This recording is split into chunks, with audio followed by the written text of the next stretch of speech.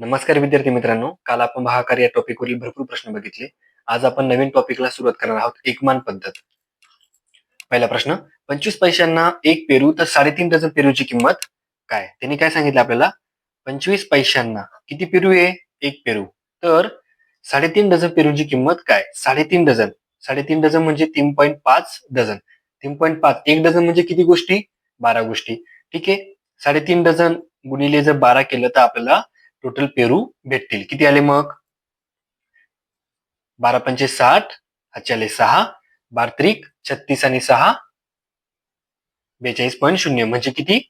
42. 3.5 dozen म्हणजे किती आले? 12. 3.5 ला फक्त 3.5 डझन म्हणजे किती आले? 42. 3.5 ला फक्त 12 निघून म्हणजे आपल्याला टोटल फक्त पेरू भेटून गेले. मग 25 पैशांना एक पेरू तर 42 पैशांना 42 पेरू किती रुपयांना? ठीक आहे. काय होईल यांचं? क्रॉस होईल. करा मग. 25 गुणिले 42 भागिले 1. 25 दुने 50, हातचे आले 5, 25 चोक 100 आणि 5 105. 105 काय झाले?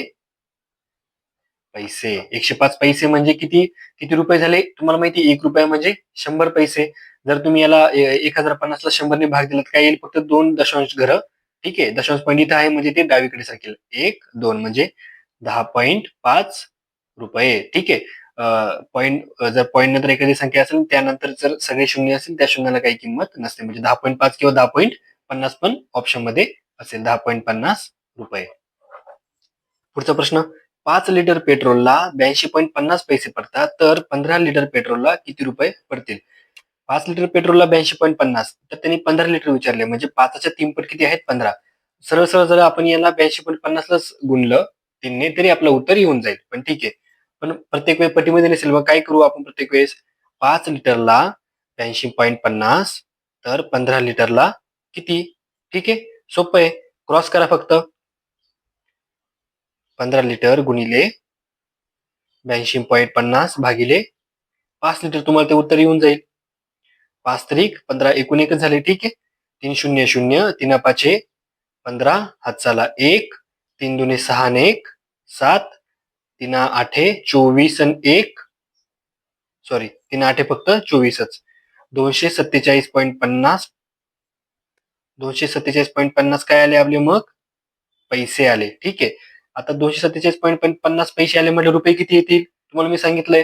जर पैशाचं रूपांतर रुपयामध्ये करायचं म्हटल्यावर 2 दशांश घर डावीकडे सरकतील. 2च का? कारण 100 ने आपण त्याला भाग देतो. कारण 1 रुपया म्हणजे 100 पैसे. मग आता इथे दशांश चिन्ह आहे.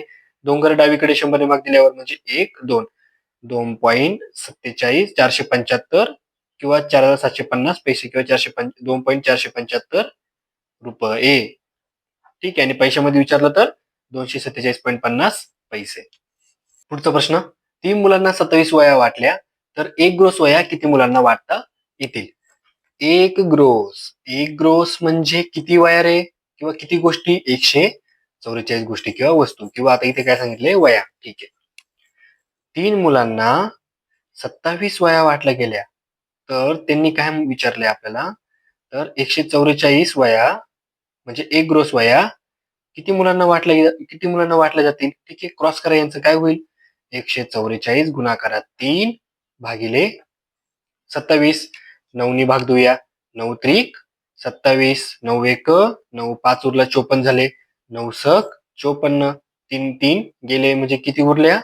किती किती किती उरले? 16.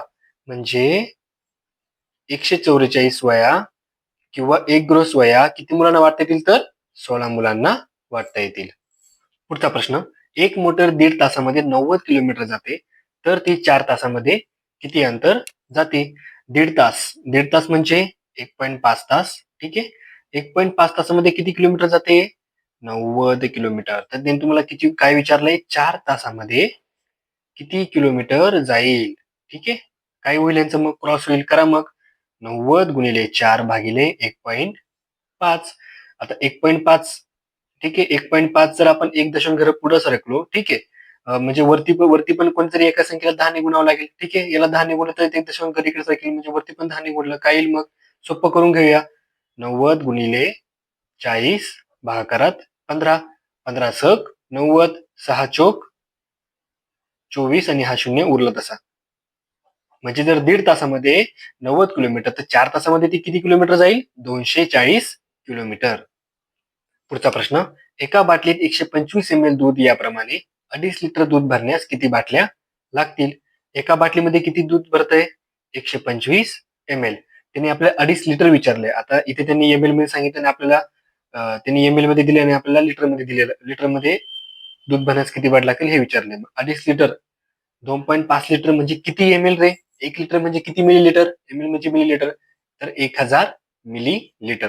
मग काय करावं लागेल? फक्त 2.5 ला 1000 ने गुणावं लागेल. 2.5 ला 1000 ने गुणायचं म्हटल्यावर 2.5 ला पुढे 3 दशांश घरं. हे 1 दशांश घर पुढे सरकलो. हे दुसरं, हे तिसरं. म्हणजे 2.5 लिटर बरोबर 2500 ml. ठीक आहे. एक बाटली भरण्यासाठी 125 ml दूध लागते, तर 250 ml दूध भरण्यासाठी किती बाटल्या लागतील? काय होईल? यांचं फक्त क्रॉस होईल. करा मग. 2500 गुणाकारात 1 भागाकारात 125. आता 25 चा भाग देतो मी. ठीक आहे. कारण ते दोन्ही एकक दशक दोन्ही स्थानिक आहे, डबल शून्य आहेत आणि इथे पण 25 आहेत. मग 25 ने भाग जाईलच. 125 ने पण जाऊ शकतो, पण 25 ने देऊया. ठीक आहे. 125 सरळ भाग जातो. 125 दुने 250 आणि हा शून्य उरला तसा. पण तरी मी देतो 125 पाचा 125, 25 एक 25, हे 2 शून्य उरले तसे. 5 दुने 10, हा शून्य उरला तसा. ठीक आहे. म्हणजे 250 ml दूध म्हणजेच 2.5 लिटर दूध भरण्यासाठी त्याला किती बाटल्या लागतील? तर 20 बाटल्या लागतील. 3 कामगारांची एका आठवड्याची मजुरी 840 रुपये, तर एका कामगाराची 5 दिवसांची मजुरी किती? ठीक आहे. 3 कामगारांची एका आठवड्याची मजुरी किती आहे? 840 रुपये. जर आपण 840 ला 3 ने भाग दिला, ठीक आहे, तर आपल्याला एका कामगाराची एका आठवड्याची मजुरी मिळून जाईल. ठीक आहे. पण आपण त्याला एका आठवड्यामध्ये किती दिवस असतात? 7 दिवस असतात. जर आपण त्यानं 3 गुणिले 7 ने मल्टिप्लाय केलं, ठीक आहे, तर आपल्याला काय भेटेल? एका कामगाराची एका दिवसाची मजुरी. एका कामगाराची कशी? कारण 3 ने भाग देतो म्हणून. 7 ने भाग दिल्यावर काय होईल? एका दिवसाची मजुरी भेटेल. ठीक आहे. कारण 7 दिवस म्हणजे त्यांनी एका आठवड्याची मजुरी आपल्याला म्हणजे 3 कामगार प्लस एका आठवड्याची मजुरी त्यांनी कॅल्क्युलेट करून आपल्याला टोटल सांगितली आहे. म्हणून 840 भागिले 7 21. ठीक आहे. किती आले मग? 21 गुणिले मला माहिती 21 चौक 84, हा शून्य हा आला. ही झाली एका कामगाराची एका दिवसाची मजुरी. त्याने आपल्याला काय विचारलंय?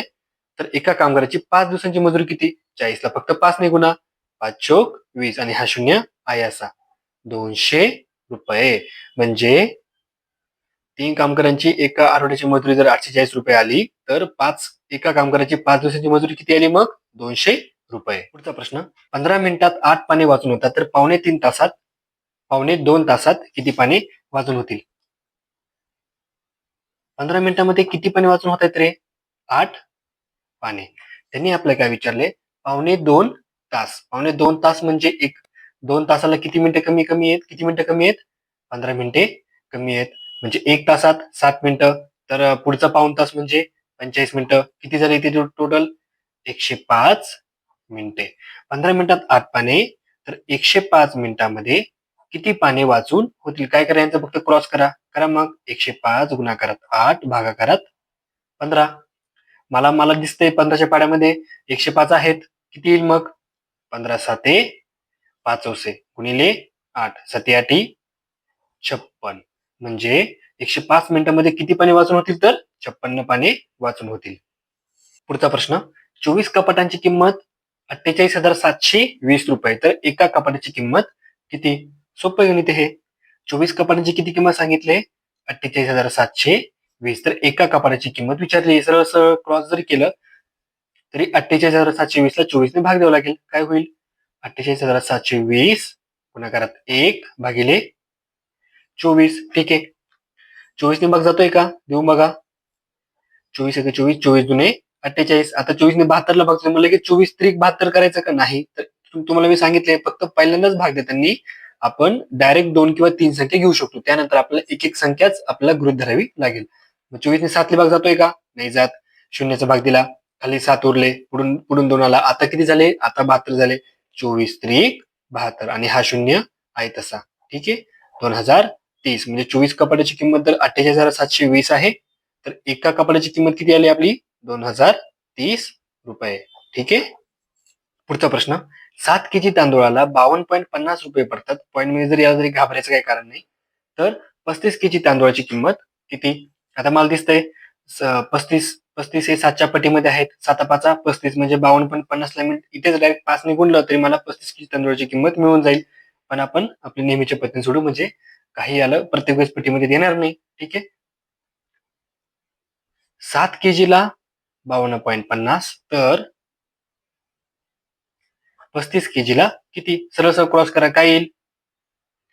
35 गुणाकारात 52.50 भागाकारात 7 अशी मांडणी करूनच घ्यायची, म्हणजे सोपं पडतं. ठीक आहे.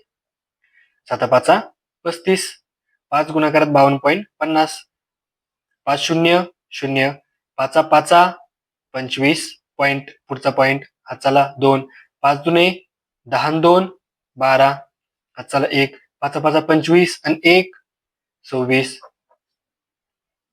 ठीक आहे. म्हणजे 7 केजी तांदूळाला एवढे रुपये आले, तर 35 केजी तांदूळाची किंमत काय आली? 262.50 रुपये. पुढचा प्रश्न, 7 रुमालांची किंमत 56 रुपये आहे, तर 32 रुमालांची किंमत किती? 7 रुमालांची किंमत किती आहे? 56 रुपये. तुम्हाला काय विचारलंय?